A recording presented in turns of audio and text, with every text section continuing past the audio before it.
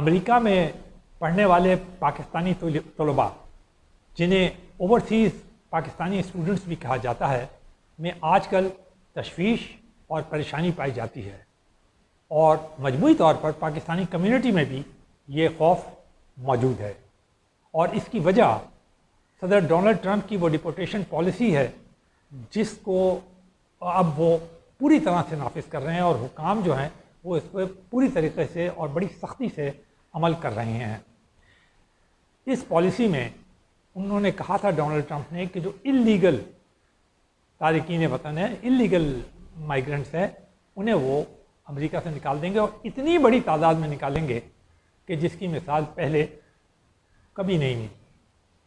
تو اگر آپ دیکھیں تو جنگ کے فرنٹ پیج کے اوپر ان کے نیو یارک کے کورسپونڈنٹ عظیم احمد میاں، جو کہ ایک بڑے ممتاز صحافی ہیں،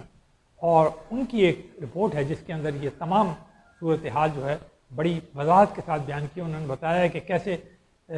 پاکستانی اوورسیز اسٹوڈنٹ جو امریکہ میں پڑھتے ہیں، مختلف یونیورسٹیز میں پڑھتے ہیں، اور انہیں اور عمومی طور پہ پاکستانی جو کمیونٹی ہے اس کو بھی پریشانی ہے اور خوف بھی ہے، اور اس ڈپورٹیشن پالیسی سے کہ اگر کچھ گڑبڑ پائی گئی تو اب کوئی لحاظ وغیرہ نہیں کیا جاتا، فوراً پکڑا جاتا ہے، ڈیٹینشن سینٹر میں لے جایا جاتا ہے، جہاز میں بٹھایا جاتا ہے اور ڈپورٹ کر دیا جاتا ہے، اور ڈپورٹ بھی ایسی جگہ پہ کیا جاتا ہے جو کہ آپ کا وطن نہ ہو، جہاں ان حکام کی مرضی ہوتی وہ آپ کو بھیج دیں۔ وہ ہو سکتا ہے وینزویلا ہو، وہ کولمبیا ہو، وہ کہیں اور برازیل کے جنگل ہوں یا کہیں بھی ہوں جہاں انہوں نے وہ ڈیٹینشن سینٹرز یا کیمپس بنائے ہوئے ہیں، وہاں وہ ڈپورٹ کر دیتے ہیں۔ اس کے بعد پھر آپ کو خود ہی اپنا انتظامات کرنے پڑتے ہیں وطن تک جانے کے لیے۔ تو یقینی بات ہے یہ ساری صورتحال جو ہے وہ کسی کے لیے بھی خوشگوار نہیں ہے، پریشانی کا باعث ہے، تو کوئی حیرت کی بات نہیں ہے۔ دیکھنا یہ ہے کہ امریکی حکام، ہم نے بار بار بتایا کہ کہتے کیا ہیں ان کی۔ اب پرسوں کا اگر آپ بیان دیکھیں، ان کی اسسٹنٹ سیکرٹری جو ہیں، جو کہ ان پبلک افیئرس کو اور اللیگل امیگرینٹس اور مائیگرینٹس کے معاملات کو ڈیل کرتی ہے، اور یہ جو امیگریشن ان کا محکمہ ہے، اس کی اسسٹنٹ سیکرٹری نے اپنے ایک بیان میں کہا کہ امریکہ جو ہے نے ایک پالیسی نافذ کی ہے اسٹوڈنٹس جو کہ وہاں پڑھنے کے لیے آئے ہیں غیر ممالک سے، اور جو لوگ وہاں رہ رہے ہیں، چاہے وہ گرین کارڈ ہولڈر ہوں یا کام کرنے والے ہوں، اور وہ پالیسی ایک تو ہے اینٹی سیمنٹزم، دوسری یہ ہے کہ جن تنظیموں کو امریکہ نے دہشت گرد قرار دیا ہے ان کے سپورٹ میں کسی قسم کے مظاہرے کرنا، ان کی حمایت میں کوئی احتجاج کرنا اسٹوڈنٹ یونیورسٹی کیمپس میں یا باہر، اور اس سے بڑھ کر سوشل میڈیا کے اوپر ان کے لیے کوئی پوسٹیں ڈالنا، ان کی حمایت کے اندر کچھ لکھنا، یا اور کسی طریقے سے میڈیا کے اندر یا کسی اور طریقے سے آپ ان تنظیموں کی حمایت کریں جنہیں امریکہ دہشت گرد قرار دیتا ہے یا ناقابل قبول قرار دیتا ہے۔ آپ کو معلوم ہے مشرق وسطیٰ کی بہت ساری تنظیمیں ایسی ہیں جو کہ اس زمرے کے اندر آتی ہیں۔ تو اب امریکہ نے یہ ایک اور زبردست کرائیٹیریا، اس کے علاوہ وہ کہتے ہیں کہ احتجاج کرنا، اظہار رائے کی آزادی کی آڑ میں ملک کے اندر امن و امان کا مسئلہ پیدا کرنا، یعنی کوئی ریلیاں وغیرہ نکالنا،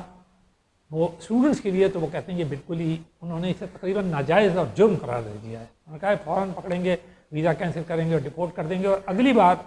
پھر شاید ویزا ملنا بھی بہت مشکل ہو جائے۔ ایون جو لوگ اب اپلائی کر رہے ہیں، اگر ان کے سوشل میڈیا اکاؤنٹ کے اندر اس قسم کی پوسٹیں موجود ہیں جو اس امریکن پالیسی کے خلاف ہیں، جو ہم نے آپ کو بتا دی، تو ان کو بھی ویزا نہیں ملے گا،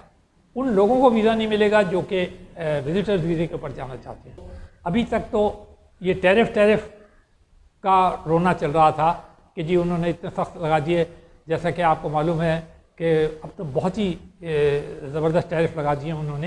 مگر کچھ بہت رعایتیں بھی دے دی ہیں، یو ٹرن بھی لے دیا ہے، جیسے ہمارے جیسے ملکوں سے تو انہوں نے 90 ڈیز کا تعطل دے دیا، لیکن چائنا کے اوپر بہت زیادہ سختی کی ہے، یا جنہیں وہ افینڈرز کہتے ہیں ان کے اوپر سختی کی ہے۔ لیکن اب یہ جو ساتھ ساتھ ڈپوٹیشن کا معاملہ ہے یہ بھی بڑی تشویش کا باعث ہے، اور خود پاکستان کے